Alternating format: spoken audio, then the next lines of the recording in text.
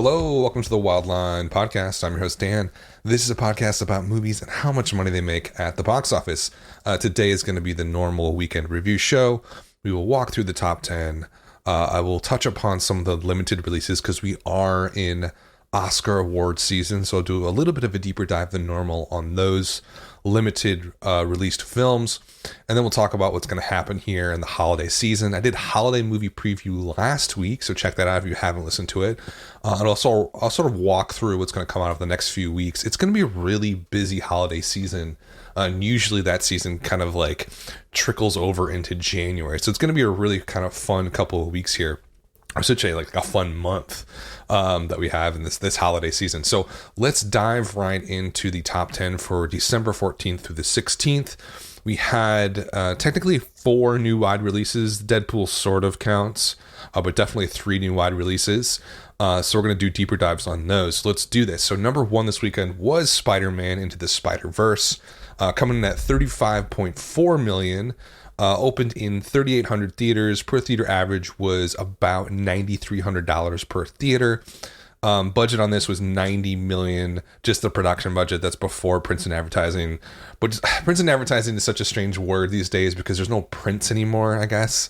So it's more just like the marketing budget. But it's a pretty big movie. $90 million budget for an animated film like this is pretty big.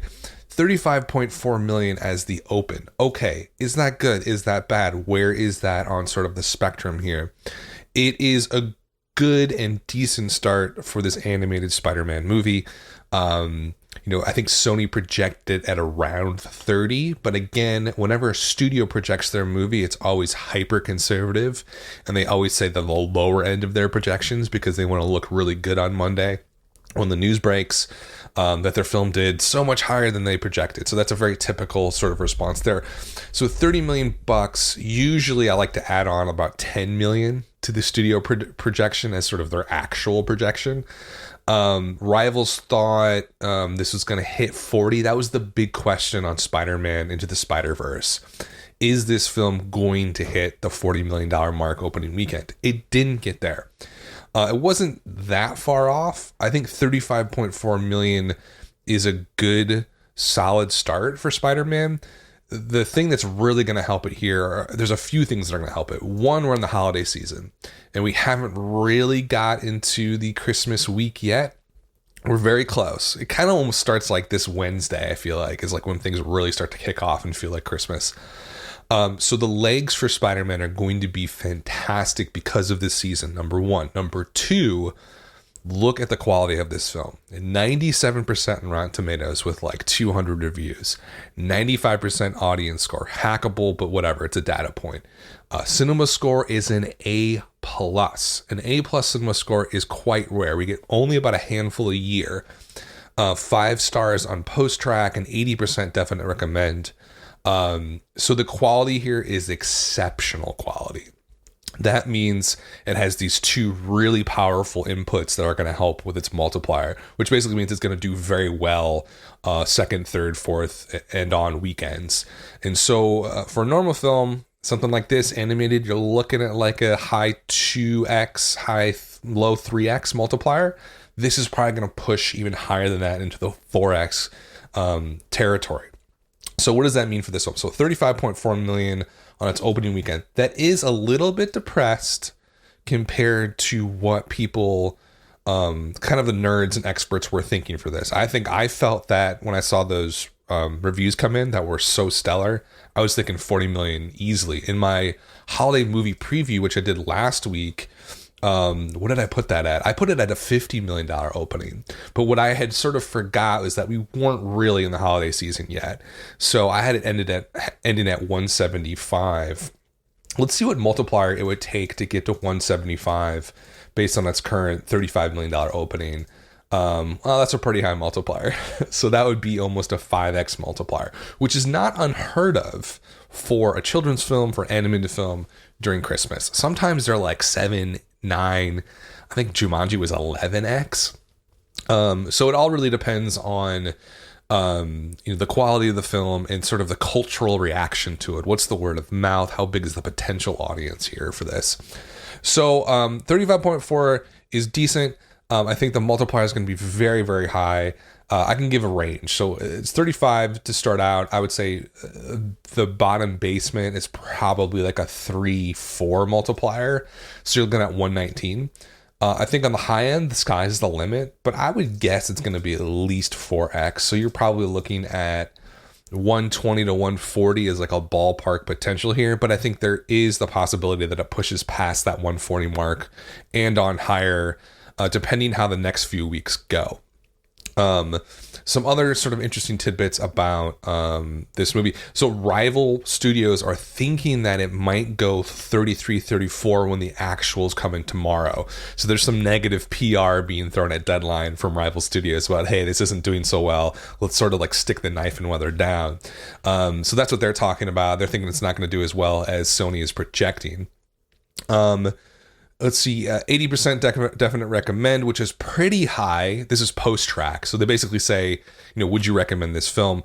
That's a really great number. My only concern here from this sort of, it's the under 40 mark. We thought it might get to 40. The quality is clearly super high. Everybody knew the quality was super high going into this weekend. My only concern would be that this may be a little bit more of a niche audience than the studio had thought. And maybe this isn't going to play super, super well across all 4 quads, men and women under 25, right? Those are your 4 quads. I'm not sure how well it's going to play with women, and I'm not sure how well it's going to play with kids and families. And there's a couple of data points to talk about with that. The exit demos for Spider-Verse, 60% were non-families. That seems pretty high for an animated movie like this. Even more sort of I wouldn't call it a red flag, but just a really interesting data point. In the exit polls here from the movie, I think this is from CinemaScore, 67% were male who saw this movie. That's very, very high. The average movie-going audience is about 51% male, 49% female. So this way over-indexed on male. And so that's why I think there might be a little bit of a niche audience thing going on here where it may not spill over into more female audience or maybe an older or younger audience. So in terms of those quads, on the male side, 41% of this entire audience was men over 25. That's really high. Followed by men under 25, which is only 26%. So it's skewing older than I thought it was going to and skewing much more male. Now that's the opening weekend audience. So the issue you're going to find there is that it's a comic book movie. There's this built-in fanboy audience. I call them zealots who have to see it opening weekend. So that might be skewing all of these numbers. You can't argue with the A+ Cinema score, and you can't really argue with the 90% Rotten Tomato score. It is a really good movie. In terms of kids who saw the movie, I don't think Cinema Score measures the children audience. I think this must be post-track. So boys under 12 outnumbered girls 70 to 30%. So skewing way male, all ages. In terms of the demographic breakdown for Spider-Man Into the Spider-Verse, 43% Caucasian, 21% Hispanic, 16% African American, and 50% Asian. So what does that mean? The average audience is about 55% Caucasian. So it underplayed with the white audience. Played pretty level with the Latino audience. African American audience, it over-indexed a little bit. Usually that audience is about 12% of a movie-going audience. Here it was 16%, but it really over-indexed on the Asian audience, which is usually only about 7% of ticket buyers to a movie, and here it was 15%. So that's the audience that really sort of showed up more than the others in terms of their sort of breakdown. Okay, so I think there's a lot of positive stuff to talk about with Spider-Man. There's a couple of sort of concerning things about it, but the audience being a little bit too niche. $90 million production budget. Marketing was probably pretty high for this. I mean, if I'm looking at like recent numbers from Deadline, I'm guessing it's probably like $120 million or between $100 and $120 million just to market.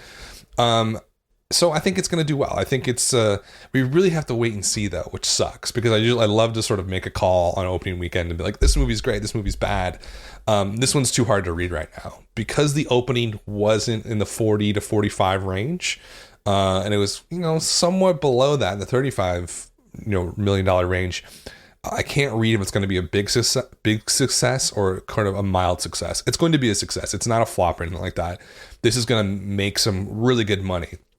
a good profit. But the question is this, baseball metaphors as I always go back to, is this a double or a triple or a home run? I don't know yet. It's definitely past a single, so it's not a strikeout.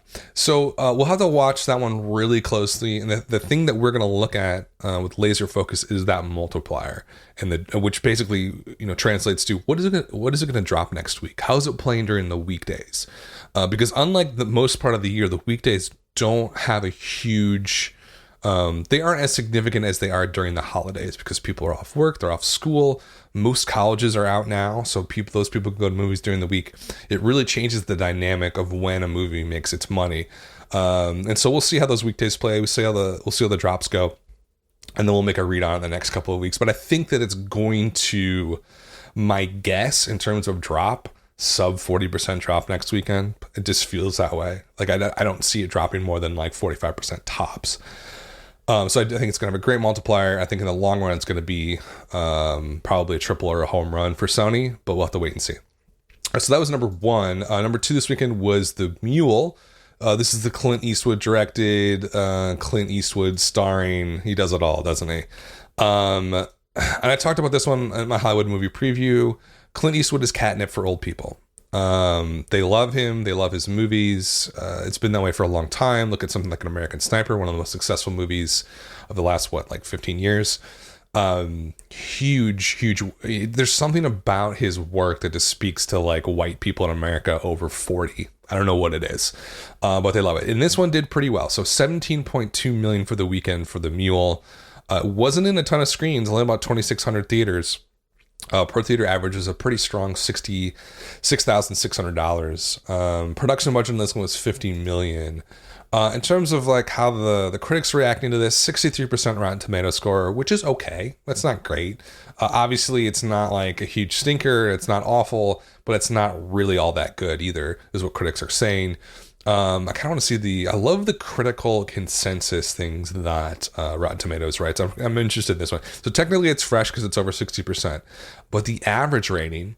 So the thing about Rotten Tomatoes is like, it's one of the better sites for getting a gauge on what the critics think about a movie. It's not the best necessarily model just because it's almost like too nebulous about like what the actual opinion of the reviewer is. I see 62% and there's the fresh rating. It's like, oh, this is a good movie. When you dig deeper, it doesn't really seem as good as it seems, right? The actual review, sometimes the reviewer gives an actual number out of 10. That number is 5.9, so it's lower. So technically with the real rating, the average rating, it's below 62%. So it's one of so the tomato meter is essentially what percentage of the reviewers gave it a score over 6 out of 10. If it's over, if more did, then it gets a certain percentage based on that.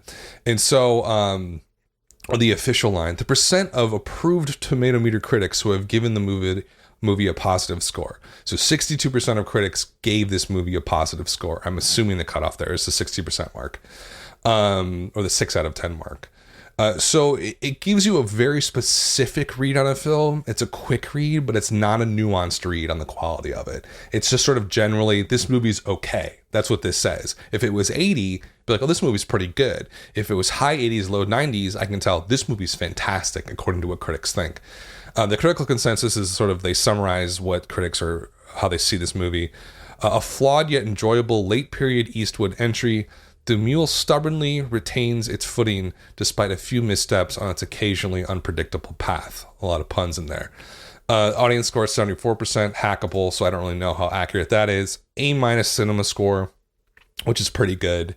Everything in the quality-wise here, 4 stars on post-track. It all basically says, hey, it's pretty good. It's not a masterpiece by any stretch of the imagination. It's not really terrible. It's just pretty good. $50 million production budget, we talked about that. The over 50 crowd here was 54% of the audience, which is pretty high. And usually a film over 50%, the average audience is only about 28%. So this way over index on that older crowd, which totally makes sense, just because they love him so much. Played really well in the Midwest and the South, where 8 of the top 10 runs were from.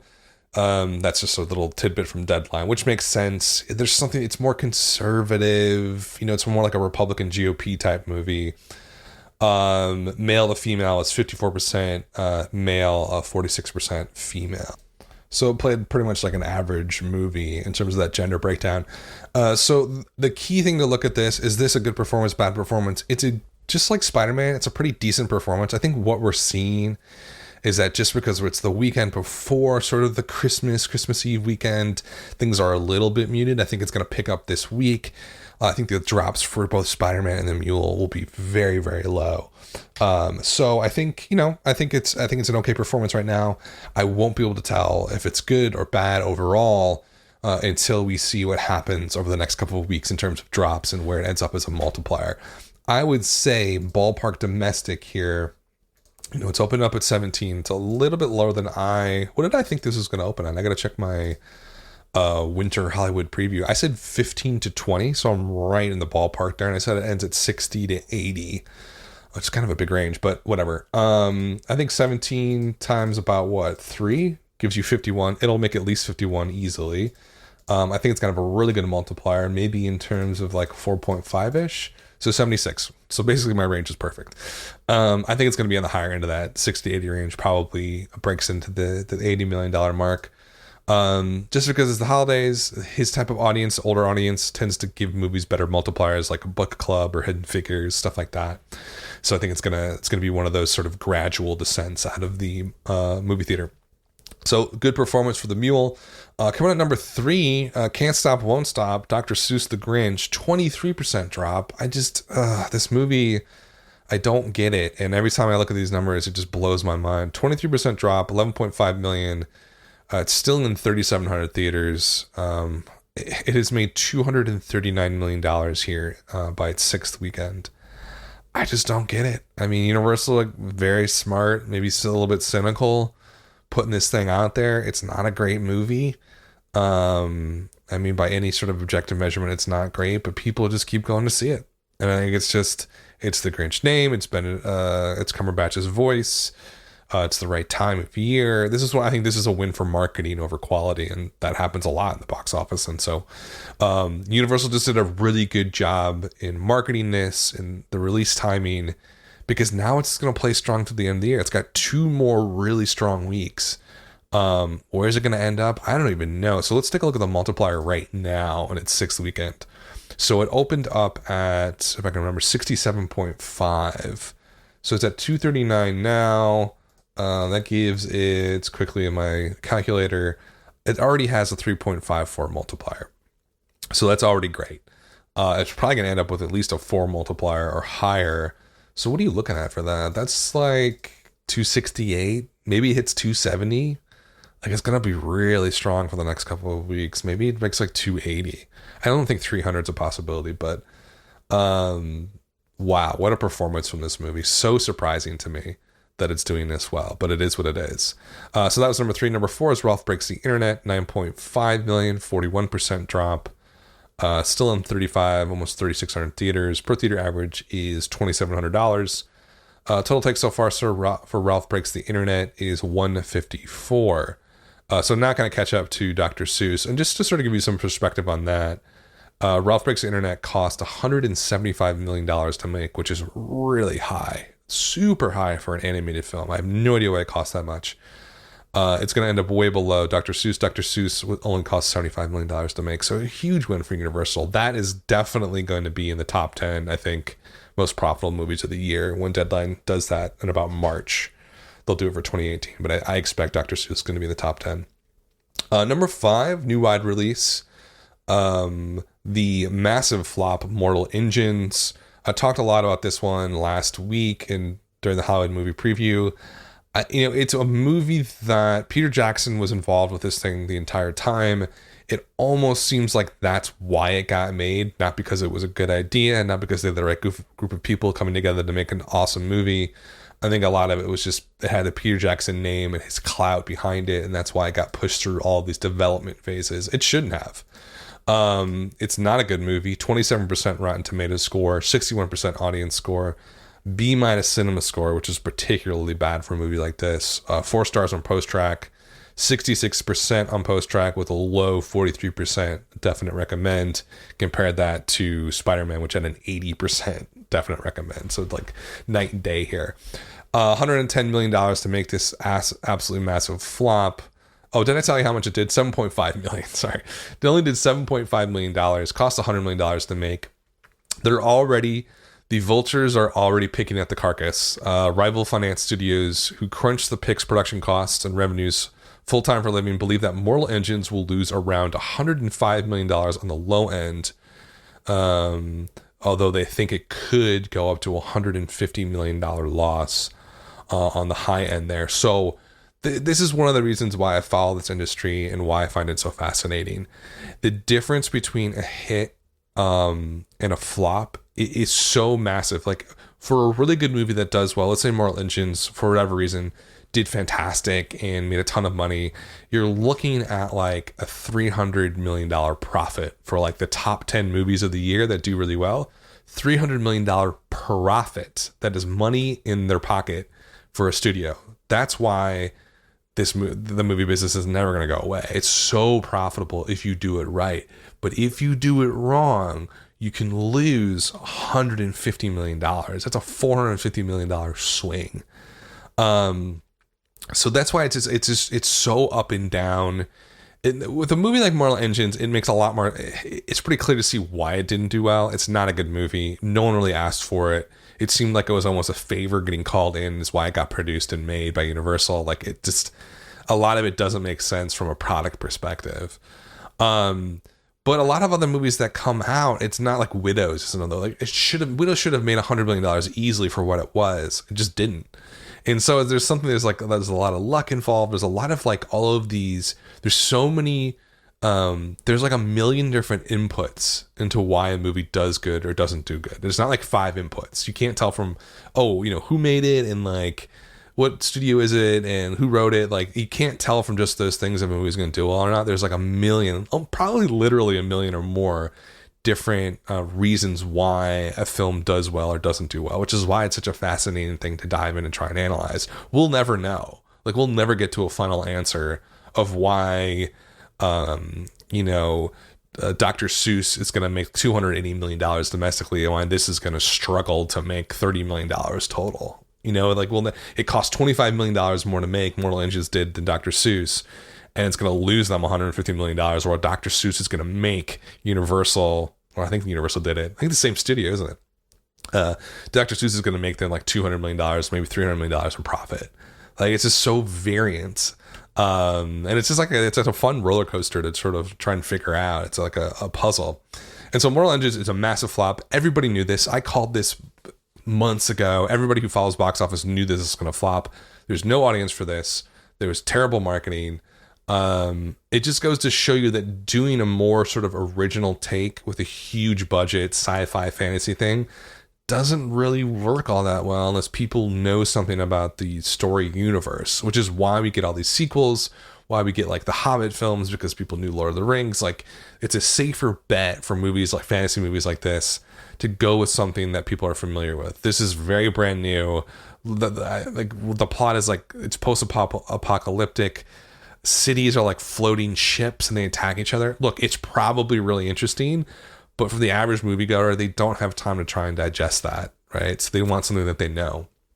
And it's just like that's a sad truth about the movie industry is that people like what they're familiar with. And if it's too different, you're going to get Mortal Engines in a $7.5 million opening. That's nothing to say of the really poor quality of the film. 27% Rotten Tomatoes, you don't get that on accident. Like it's just not good. This thing's going nowhere. Unlike the other movies, I just don't see the multiplier kicking in here all that well. Like I think at best 20, probably the best case scenario of this, probably 35 million, somewhere in that range. It's going to be a massive loss. And I think everybody knows that. Universal knows that. And so they'll just use the Dr. Seuss money to make up for it. Okay. So that was number 6. That was number 5. Number 6 was Creed 2, 5.4 million, 45% drop, at $104 million right now, which is great. Where was the original on this one? It's already past it's getting close to past the original's total take. So this one's going to do quite well overall. Going to beat the original pretty handedly, it looks like. It is dropping a little bit higher than other stuff at the movie theater. It's the second highest drop in the top 10. So I feel like it may have, its thunder has kind of faded a little bit. But we'll see when people get off for work next week, how it does during the weekdays. I think it might collapse pretty quickly, unfortunately. It just doesn't feel like it's going to have legs to get through the end of the year all that well. But a really good performance overall. And definitely going to beat the original. Number 7 was Bohemian Rhapsody, 4.1 million. Great 33% drop. Starting to lose a large amount of theaters, lost 740 theaters. It's below $2,000 per theater at $1,864 right now. It doesn't matter. I mean, Bohemian Rhapsody is one of the biggest stories of the year. $52 million to produce, a lot of production problems. Bryan Singer got pulled off the movie because of allegations. It's made $180 million domestically, but the bigger story, I think, is the worldwide take. Worldwide, it's made $635 million, which is just mind-blowing. Is this going to be one of the most profitable movies of the year? I think it might. And we're not talking $1 billion, but if I just do like basic math on this stuff, production budgets are normally about 33% of the total cost for releasing a film. So you're looking at probably like, let's just say like 150, 175 to put this thing out. It's going to take in as revenue a lot of money, like a lot, like probably like $400 to $500 million. So this probably could be in the top 10 most profitable films of the year. This is an interesting win here, because normally what we see is a really huge movie just make $1 billion, $2 billion worldwide, something crazy like that. And that's how it makes a huge amount of profit, just by massive scale. Or really small, like Blumhouse movies shot for $5 million, marketing $40 million, and then it makes like $150 million, like a Get Out or something like that. Those are usually the two types of big profitable wins we see at the box office. We don't see a ton of these where it's like a $50 million production budget and it just crushes worldwide and makes $600 million. I mean, that is just such a great performance of this movie. And very, I mentioned this every week on the podcast on this movie, was not expected. Just the moment the reviews dropped, they were negative, and audiences said, yeah, we don't care. We love Queen. And so they went to go see it. Okay, so that was number 7. Number 8, Instant Family continues to surprise me every weekend. 35% drop. It's at $60 million in its 5th weekend. What did this thing open at? This thing opened up at 14.4 5 weekends ago, I think. And so its multiplier is already over 4x. I mean, what the hell is going on? This is the insanity of the Christmas season. It's just like movies that just seem like they opened really low. Like Greatest Showman opened at $12 million last year. Let's not forget that. Instantly they opened up depressed. For whatever reason, they just sort of, I think the word of mouth here is pretty strong, because I think it's a pretty good movie. And people love Mark Wahlberg. Rose Byrne's a great actress. And I just think that like it's just sort of stuck in the background. Maybe it was in the top 5 like once, but it just sort of sticks around the top 10, having low drops in the 30%. And I think like it's going to lose a lot of theaters. I think Mary Poppins is really going to take the roar out of this one. But I can't argue the performance. $60 million. I mean, it cost $48 million to make. It's only cost $4 million less than Bohemian Rhapsody, and it's made like $500 million less worldwide. But I thought it was going to be a massive flop on that $14 million opening, but it has turned it around here in the last few weeks. It's the magic of the holidays. Number 9 this weekend was Fantastic Beasts 2. High drop again. This one cannot get a break. 47% drop. 3.6 million. Per theater average was 1,400. Total take so far for Fantastic Beasts 2 is 151. Worldwide, it is just shy of $600 million. Let's just see where it is at compared to the first one. Let's do like Box Office Mojo has done a nice little showdown for us here. It is looking, oh man, it's way behind. Is this right? This cannot be right. I guess it is right. And it's 31 day, 31st day of release. It's like $50 million behind the original. God, that sucks. It had $20 million bigger production budget, did the sequel here. Wow, that does suck. So it's not performing all that well at all. I wish they would do this worldwide though. They don't do it. It's just domestically. Um, that sucks. Well, so I mean, we're not gonna see a third one, right? I don't think that they, unless they reboot the whole thing, and so it's a teardown. That's essentially what it is. That's not to say like the original made like $160 million in profit. This one's probably going to make a little bit of profit, but it's such a big cinematic universe that has all these different sort of different tentacles to it, if you will.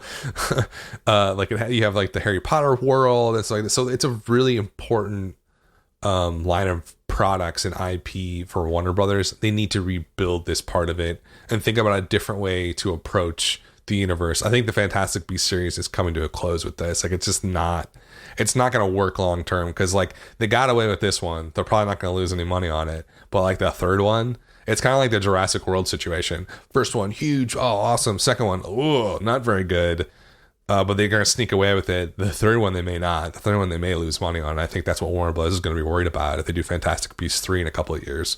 So I think they're going to just probably like put this one to an end and start a whole new sort of narrative sort of story cycle in the Harry Potter universe, and let this one sort of die. So it's number 9. Number 10 was Green Book. Great 29% drop, 2.7 million. This thing is just flowing right now. We've been keeping our eye on this one. Potential Oscar award winner, nominee here. Probably going to get a Best Pick nom. 24.6 million right now, which is pretty good. Per theater average is about 2,300, so not too bad. It's sort of sticking around in the background. It's not going to have a Hidden Figures run or anything like that, but it is sort of just making money on the sly here, kind of on the back burner, but it's doing pretty well. Once Upon a Deadpool, which is a movie I just don't get. I'm so confused. It's like a recut of Deadpool 2 with a lot of cutscenes with Fred Savage in it, playing off Princess Bride. I don't get it. It's funny, yeah, but like, why are you putting this out as a movie? They cut all the blood. A lot of the blood and gore, so it's PG-13. This was a huge mistake by Fox. Theater count wasn't super high, 1,500, almost 1,600 theaters. Only made 2.6 million. The bigger problem is the per theater average was $1,600 on an opening weekend for this. I don't know. Someone at Fox is an idiot. I don't know if Ryan Reynolds pushed this, but like, this is not good. It didn't probably cost them a ton, but like, they're not going to make any money off of this. They should, the probably smart move here is just to like maybe put it out for a couple of weeks, pull it after 2 weeks, and just get it on VOD and sell a digital copy of it. And you get all the fanboys to buy it up. That's what I would do. But still, overall, it doesn't make a whole lot of sense to do this at all. Okay, so that's the top 10 with all the new wide releases. What else is going on?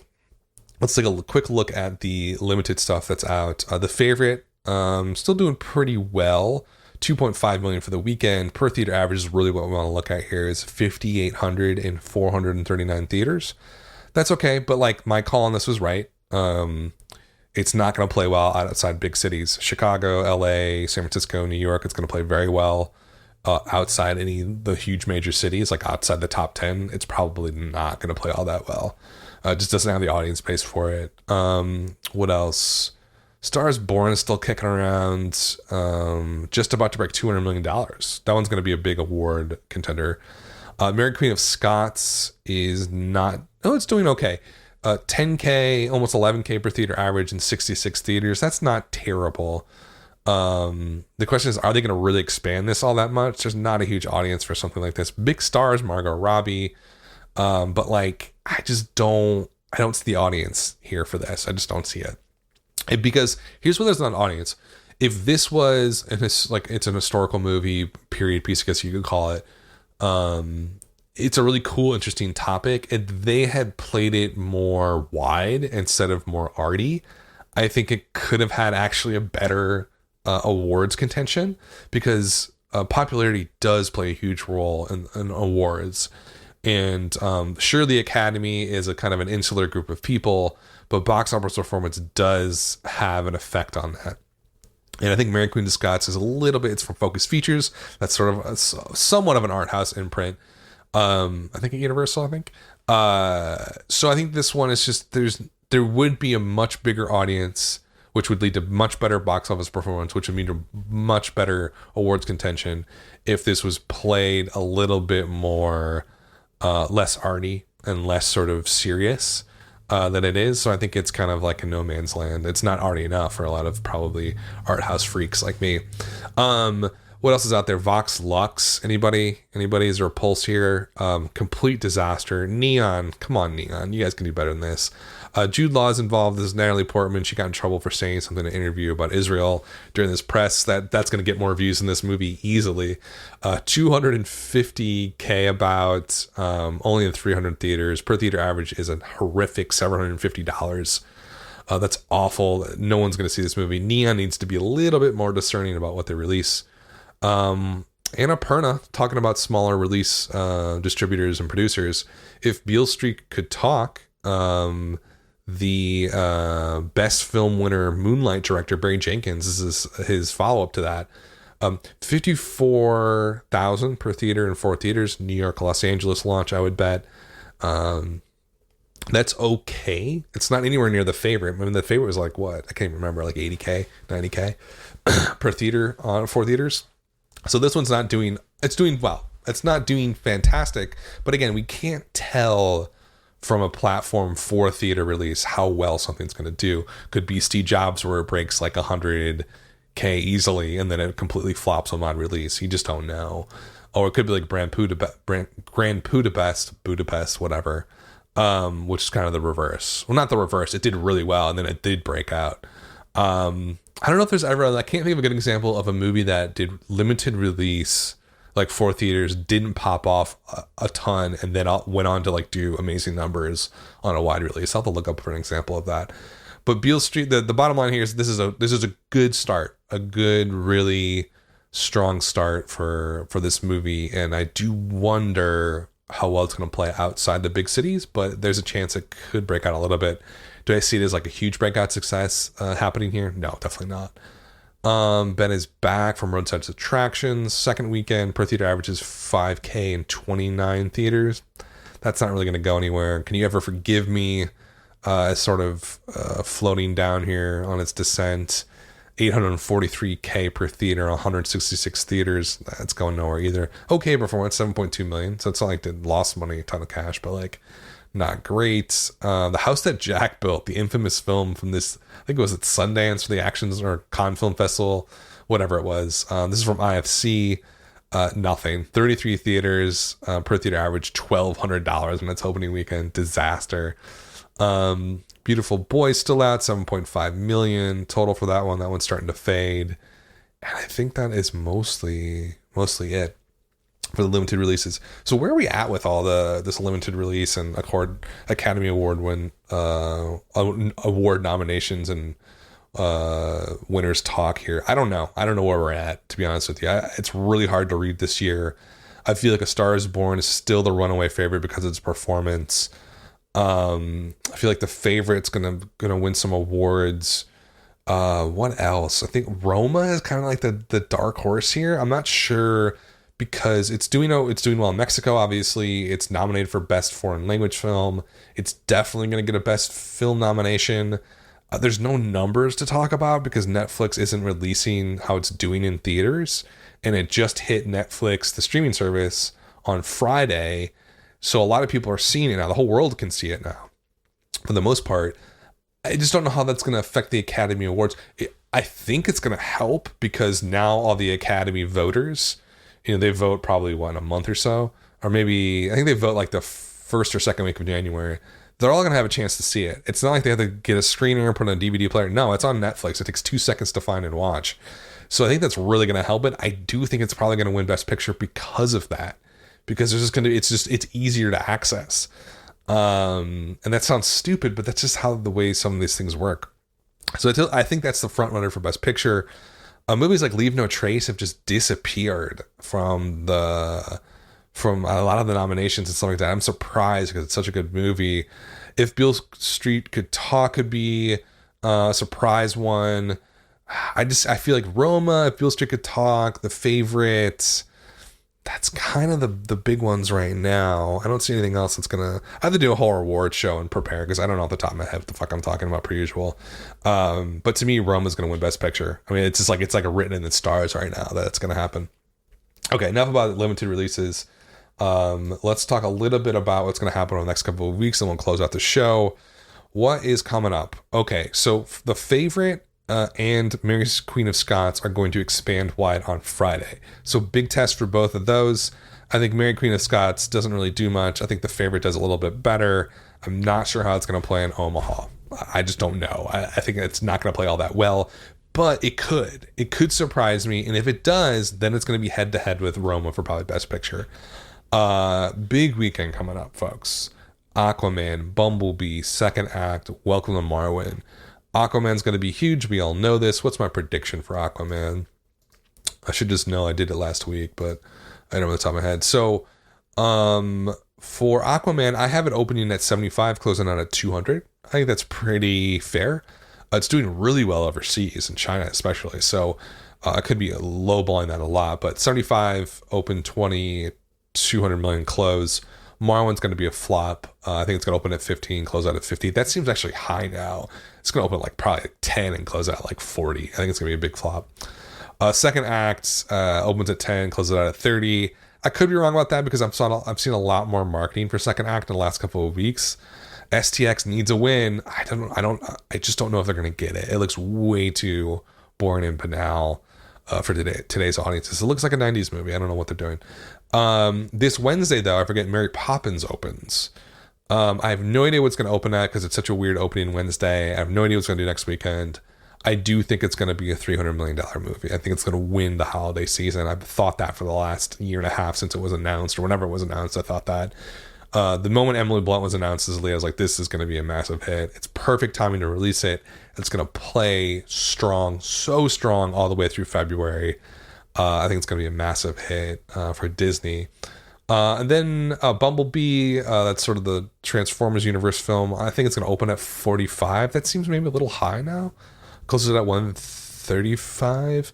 Marketing on this has kind of been all over the place. I'm not really sure there's a huge audience for it, but I just don't. I'm really uncertain about that one. It could surprise, but I feel like 45 might even be high. And then we get into Christmas. Vice opens up. I think that's going to be a really big hit for what it is. I'm predicting $60 million take domestically for that one. Holmes and Watson, kind of a wild card. Step Brothers 2 set to Sherlock Holmes is what it sort of has been marketed as. I think $30 million opening. Again, it's Christmas, so it's weird. I think it closes out about 75. That one I could be really wrong about because I'm stupid and I don't really know that much about the Will Ferrell Step Brothers fan base. I'm just like, I should, but I was a little bit too old when it came out. I was like, I'm over whatever this improv comedy thing is. I'm over it. But for a lot younger people, let's say like, I don't know, 30 years and younger, like that was a big movie and it's almost like a cult film to them. So I maybe they show up for this and really put it over the top and it breaks 100 million. All possible. But I think it's going to close out at 75. And then that's pretty much it for the holiday movie season. The next couple of weeks. The big one after that is Glass, which I'm predicting probably is going to open at like, what, $120 million. It's going to be insane. Like, I think people are like, they're hyping Glass to an extreme way, but like, they're not really capturing the actual hype. It's going to be like Black Panther or something, where it's like, oh, it's going to open at like 120 million, opens over 200 million. It's going to be a huge, huge movie. Okay, that's all I got for now. I am traveling for the holidays next weekend, so I don't know if I'm going to be able to do a show. I might be able to do a show the week after, like maybe December 30th. So you might not hear from me for a couple of weeks. So enjoy your holidays. Have a happy new year if I don't do a show before then. And as always, thanks for listening. This has been the Wildline Podcast.